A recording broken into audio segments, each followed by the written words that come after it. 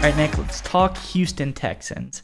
There's a double-edged sword here. Obviously, the Texans got a little bit of some disappointing news in the last day or so.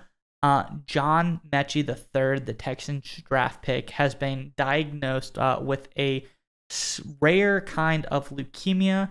It's abbreviated APL. I'm not going to try to pronounce it because I might butcher it, but the main point here being it is a very curable kind of leukemia, and Metchie has come out and stated he's receiving excellent medical care.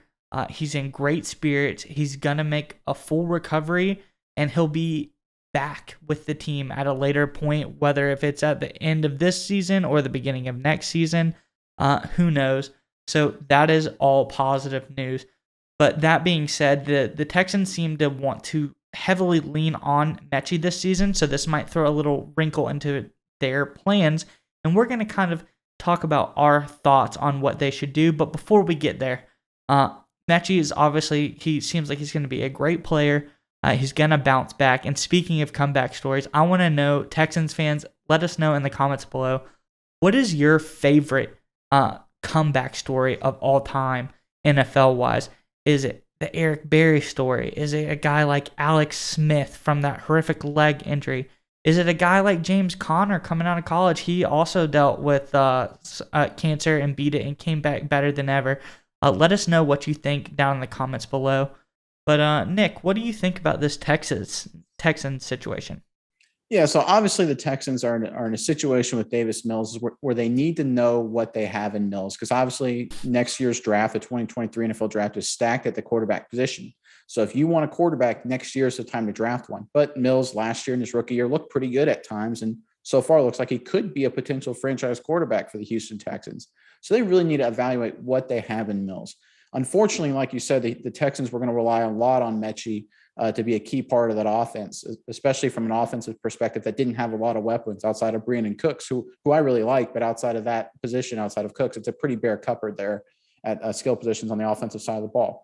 So with that in mind, I think and especially when you factor in the amount of draft capital the Houston Texans have, I think they could actually make some plays at some veteran wide receivers that are available or could become available at the right price. So let's dig into it. Miles, who's the first candidate for the Texans?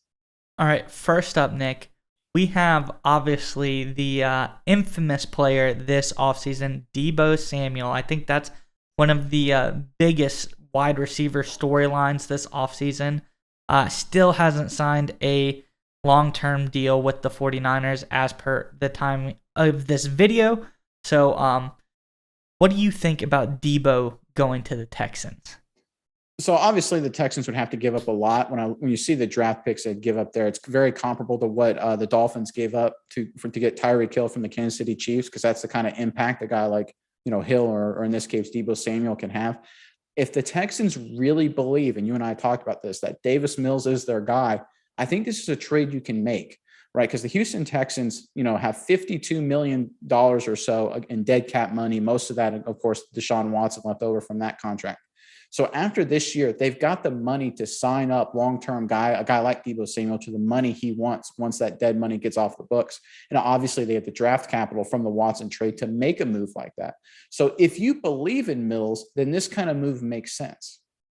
Yeah, no, and I'll go through these picks right now. We said Samuel would be worth roughly the Browns 2023 first rounder, the Texans 2023 second and fourth rounder, and then another 2024 fourth rounder. So that's quite a hefty price to pay. And this is our option we're giving. If you believe in Davis Mills right now as the future of this franchise, you're all in on Davis Mills, then go all in on the receiver platform as well. Go out and get a superstar guy like Deebo Samuel, who brings a lot of value to your team right away. But Nick, there are some other options we want to float out there for Texans fans. Up next, we have DK Metcalf. We are saying Metcalf, what you'd have to give up to get him, probably a 2023 that Browns first round pick and your own third round pick for 2023. What do you think about DK Metcalf, Nick? Yeah, so it's interesting when I look at a trade for a guy like Metcalf, who, like Samuel, is in a challenging contract situation. Metcalf with the Seahawks, he wants a long-term deal. There's been rumors he's going to hold out or potentially not sign a deal as the season gets closer. But when I look at a trade for Metcalf, I compared it to what the Eagles gave up to acquire AJ Brown, also a former Ole Miss player like Metcalf was. To get him from the Tennessee Titans. The Eagles gave up a first and a third rounder for Brown. I could see a team like the Texans, giving up that same draft capital. It kind of makes sense. Metcalf's not as good as a guy like Samuel, but he's still a really nice receiver, has all the physical tools in the world. And so I think that's a fair price. And again, with the amount of draft capital the Texans have, it's not like they're giving away, everything here. Yeah, I really like Metcalf. And Metcalf is a guy where if you're not willing to hedge your entire future, but you still believe in a guy like Mills, it gives you a little wiggle room. Because if you get him and you believe in Mills, you don't have to bet away all of your draft picks for the future. But he's still a really solid guy to be a long-term investment for this offense. But also, if you're still not so sure about Mills, this is your option to give him a great receiver that 100% he has the tools around him to be successful. Pair this with a guy like Brandon Cooks, like we're saying. You got two really strong receivers. So this is almost middle of the road, best of both worlds pick we have going here. And finally, our last option for the Texans is none other than Julio Jones. And what do you have to give up for Julio? Nothing, just some money. We probably think that at this point in time, he hasn't been picked up. You get him for probably a 1-year, $6 million deal, roughly. What do you think about Julio, Nick? Yes. So I think Jones is kind of obviously he's a guy that you bring in just to only catch maybe 30 or 40 passes, not to have a huge impact at this point in his career, whether it's injuries or just drop in performance. He's nowhere near a number one receiver. So I think Jones is a guy you bring in just to have a veteran presence in that wide receiver group to fill enough of a role. Maybe you're number 2, maybe you're number 3 guy, but he's not going to come in and be a star, but you're not paying him star money. It's a short-term thing, 1 year, few $1 million, very similar to what a team like the Saints gave up for Jarvis Landry. I think Landry signed a 1-year, $3 million deal, just a short-term deal, just kind of a stopgap as you try and figure out the position more long-term. Yeah, no, and I still like the Julio signing here. I think if you go for Julio, you're looking more along the lines of you're not sure. You've seen some flashes from Davis Mills. You're not sure if he is the 100% your quarterback of the future. You don't want to leverage your draft picks in case you have to use them next year, but still, you're adding some veteran depth. Obviously, Julio has been a heck of a player throughout his entire career, and he can add something to this receiver room. He is an upgrade in some aspects. And like you said, smaller target percentage. He can make an impact on this Texans wide receiver room.